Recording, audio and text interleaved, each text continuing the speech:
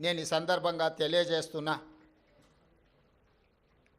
అదేవిధంగా ప్రతిసారి ఢిల్లీకి ముఖ్యమంత్రి కానీ మంత్రులు కానీ పర్యటనకి వెళ్ళాలనుకున్నప్పుడల్లా మీడియా మిత్రులు మంత్రివర్గ సమావేశం, అధిష్టానంతో చర్చలు అయిపోయింది. మంత్రివర్గం శాఖలు బంద్ చేయడం, శాఖలలో కూడా మళ్ళా ఎవరికి ఏది ఇవ్వాలనో అన్నిటినీ మీరే నిర్ణయిస్తున్నారు.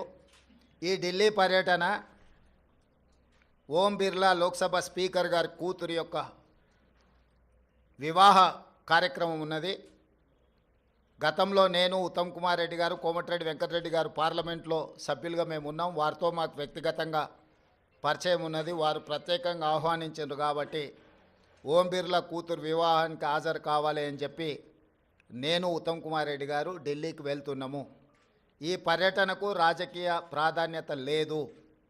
ఈరోజు సాయంత్రం వివాహ కార్యక్రమంలో పాల్గొని రేపు తెలంగాణకు సంబంధించిన లోక్సభ, రాజ్యసభ సభ్యులతో ఒక సమావేశాన్ని ఏర్పాటు చేసి రాష్ట్ర ప్రభుత్వానికి రావాల్సిన నిధులు, ఇవ్వవలసిన అనుమతుల మీద కేంద్ర ప్రభుత్వంలో మంత్రులను, ప్రధానమంత్రితో సహా లోక్సభలో ప్రస్తావించడానికి అవసరమైన విషయాలను వాళ్ళతో చర్చించి వాళ్ళకు కొన్ని సూచనలు చేసి దానికి సంబంధించిన లేఖలు మా పార్లమెంట్ సభ్యులందరికీ కూడా ఇచ్చి పార్లమెంట్లో ప్రస్తావించడానికి అవసరమైన సమాచారాన్ని వాళ్ళకి ఇవ్వడం ద్వారా తెలంగాణ రాష్ట్ర ప్రజల యొక్క ప్రయోజనాలను, రాష్ట్రానికి రావాల్సిన నిధులను, అనుమతులను రాబట్టుకోవడానికి ఒక కార్యాచరణ రేపు నిర్ణయించుకుంటాము.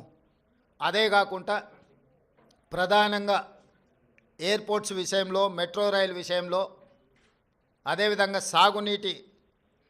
నీటి కేటాయింపుల విషయంలో ఇట్లా ప్రధానమైన అంశాలు కేంద్ర ప్రభుత్వం దగ్గర దీర్ఘకాలికంగా వాయిదా పడుతూ వస్తున్నాయి.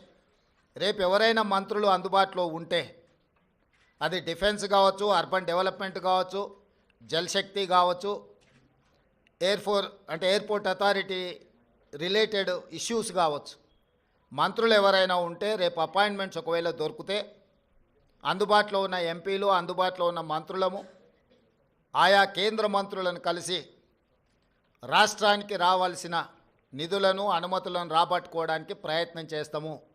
ఈ ఢిల్లీ పర్యటన ఇంతే. కొంతమంది హరాజ్ పాట పాడినట్టు 26వ సారి 27వ సారి